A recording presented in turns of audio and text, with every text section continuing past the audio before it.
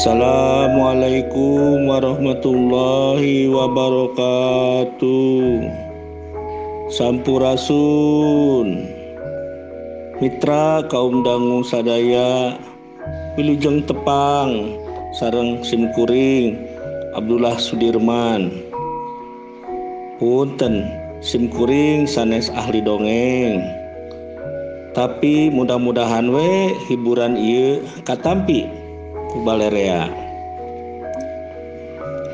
Penggemar dongeng Sunda anu geulis, anu kasep di mana wae, mugia Allah Subhanahu wa taala maparin kasehatan ka urang sadaya, rezeki anu gampil tur seueur, oge dipanjangkeun yuswana, amin ya robbal alamin.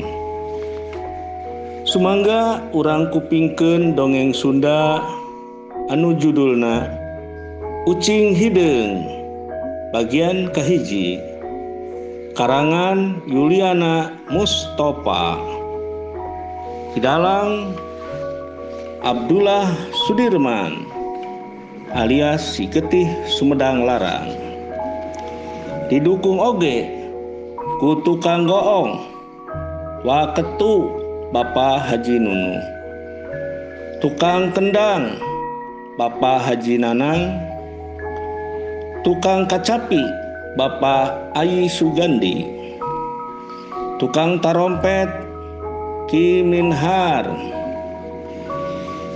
tukang nyenget cempor Ki Doni sareng Pak Atang, tukang ninyuh kopi Wadedi.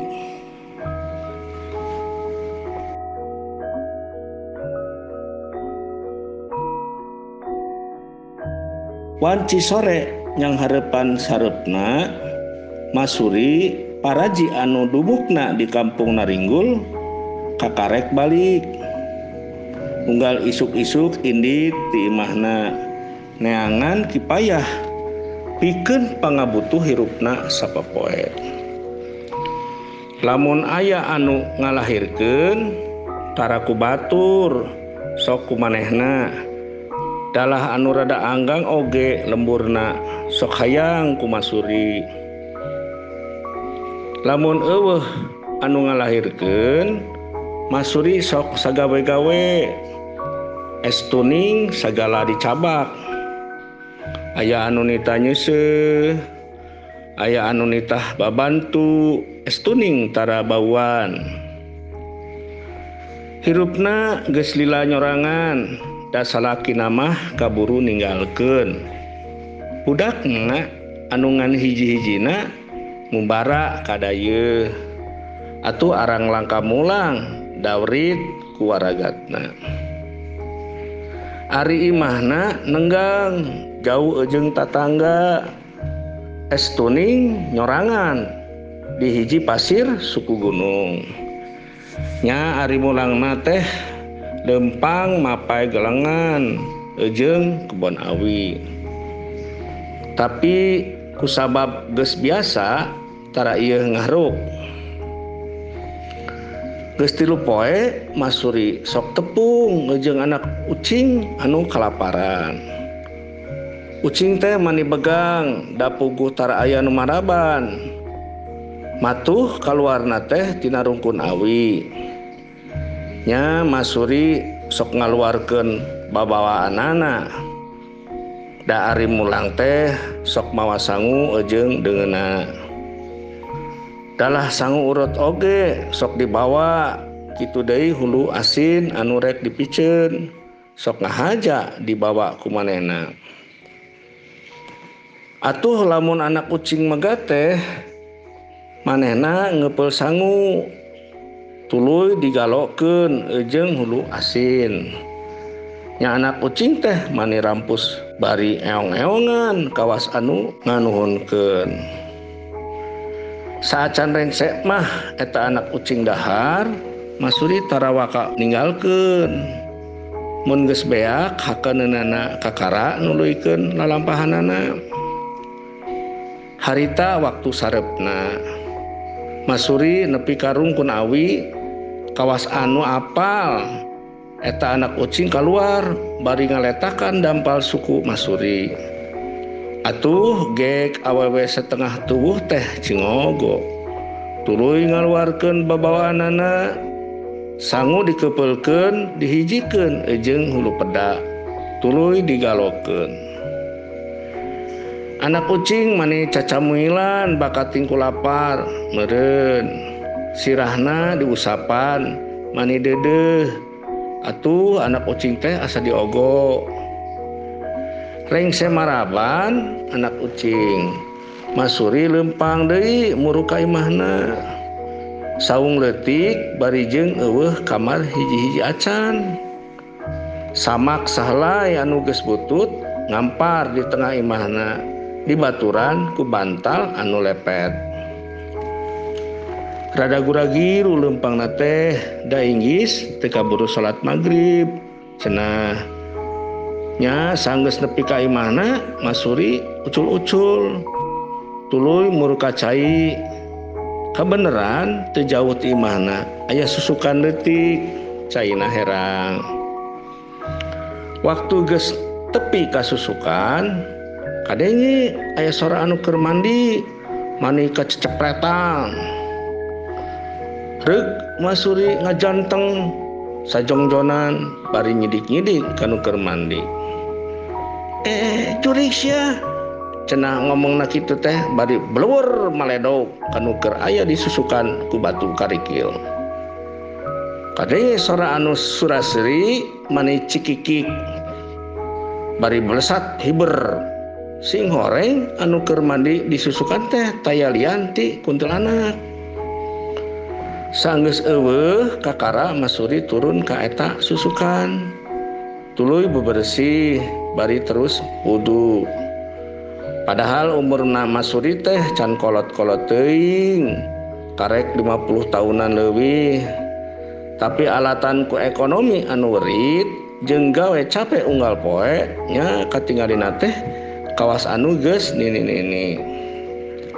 Saenggeus rengse salat, gap kana sangu menang pamere tadi ti Juragan Mansur, saenggeus babantu mani cacemilan bangun anu nikmat. Teu jauh ti imahna Masuri aya batu gede, leuwih gede ti batan imahna Masuri. Cenah eta batu teh umurna geus ratusan taun. Kabawa waktu salah sahiji gunung di wewengkon eta bitu. Nya nepikeun ka harita eta batu teh masih aya eueuh anu wani ngaganggu. Dalah sakapeung cenah dina eta batu teh sok aya anu kaluar, nyaeta maung hideung. Pikeun Masuri mah teu ieu jadi halangan, sok sanajan manehna oge remen manggihan eta maung hideung teh, tapi tara ngaganggu cenah. Pon kitu deui manehna tara kungsi ngaganggu ka eta makhluk. Isuk-isuk keneh Masuri geus aya di imahna Juragan Mansur. Geus kuprak keprek segala dipigawe. Atuh pamajikan Juragan Mansur mani kabeuli hatena. Kitu deui Juragan Mansurna beuki nyaraaheun. Masuri, cek Juragan Mansur. Masuri anu harita keur sasapu melong kadununganana. Bade aya piker saon naon Juragan, tembalna bari rengku. Keur kitu krunyung pamajikanana gek diuk dina meja makan tina jati. Juragan Mansur nuturkeun pamajikanana gek diuk teu jauh ti pamajikanana. Teu keueung mak ari mulang, cek Juragan Mansur. Kuring mah diburuhan oge moal daek. Nya pamajikan Juragan Mansur nimrung. Dudengan si mama. Kumaha deui atun Den, tembal Masuri. Tos dianggap baraya ku si emak teh. Saha anu dianggap baraya teh? Pamajikan Juragan Mansur mani kerung. Bade jurik, bade siluman, ku si mama dianggap baraya. Remen tepung sareng nu kitu retuk mama.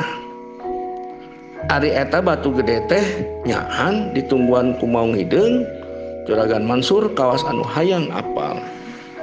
Leres juragan, tembal Mas Suri. Atuh kungsi tepung. Sering juragan tapi datara ngaganggu. Juragan Mansur jeung pamajikanana mani bangun anu resep ngadenge dongeng Mas Suri. Teu sirikna depang-depong teh. Ih, sararieun teuing mak, cek pamajikan Juragan Mansur bari leos ninggalkeun Mas Suri anu eukeur sasapu. Kitu deui salakina. Mas Suri nuluykeun hancana rengse sasapu dituluykeun ngepel. Estuning eueuh reureuhna sagala dicabak. Wanci sore kakarak mulang bari barang bawa. Aya sang urut oge sesa-sesa deungeunna. Angger dina lebah rungkun awi deket ka imahna, anak Ucing Hideung kaluar ngalendean hayang dibere dahar. Atuh gek Mas Suri cingogo bari marwan eta anak ucing. Aya 2 bulanna leuwih eta anak ucing kituna teh. Tisaprak Mas Suri geus marajian di tatangga anu rada anggang tempatna, eta anak ucing teh teu bijil-bijil deui. Dala unggal nepi ka rungkun awi, Mas Suri sok eureun heula bari nyalukan eta anak ucing. Tapi lembeng eueuh nembongan, nya ngarasa leungiteun oge harita manehna. Di lembur Ki Amis anu sapopoe kaliwatan ku Mas Suri. Aya hiji santri anu masih ngora dalah can rumah tangga ngaranna Sodik. Nya keur memejehna basengkel. Dalah Sodik teh mibanda ilmu anu luhung, boh ilmu lahir pon kitu deui ilmu batinna. Estuning eta budak teh masagi sagalana bubuhan kaluaran pasantren. Sapopoena Sodik sok ngawurukan ngaji ka barudak di tajuk deukeut imahna. Timiti bada asar nepi ka magrib ngawurukanana teh. Nya ku pajamanan harita mah mangsa taun 60-an. Di tajuk teh ukur ngagunakeun cempor. Atuh sidik malih pasasore ngawuruk barudakna teh. Dina hiji poe bada asar Sodik tepung jeung Mas Suri anu karek mulang geus babantu. Budak teh mani rengkuh bari nanya kanu keur ngalenghoy leumpang. Nembe mulih emak teh cenah bari rengkuh. Subuhun Raden, tembal Mas Suri bari reuk eureun. Dupi Raden bade ka palih mana? Sim kuring mah bade ka tajuk mah. Mas Suri mani kataji ku sikap Sodik anu someah tur teu adigung. Ras Mas Suri inget kanu jadi anakna ngan hiji-hijina mang taun-taun tetepung. Curucut cipanonna teh ngalembereh maseuhan pipina. Ningali Mas Suri cirambay, Sodik reuwas. Kunaon manangis cek Sodik. Mas Suri nyaritakeun lalakon hirupna ka Sodik. Utamana ngeunaan anakna anu geus taun-taun teu kungsi tepung. Atuh Sodik milu sedih ngadenge carita Mas Suri kitu teh. Teu wudu manehna oge milu cirambayan. Tisaprak tepung harita jeung Mas Suri, Sodik geus 2 kali datang ka imahna. Dalah lain ngan saukur datang lengo, tapi bari barang bawa. Aya beas jeung deungeunana, aya kebutuhan sapopoena, atuh Mas Suri mani bunga asa dibantu beban hirupna. Dina hiji poe waktu Mas Suri mulang geus babantu lebah rungkun awi anu biasa sok maraban anak Ucing Hideung. Harita ujug-ujug grobas aya lodaya nyampeurkeun ka Mas Suri.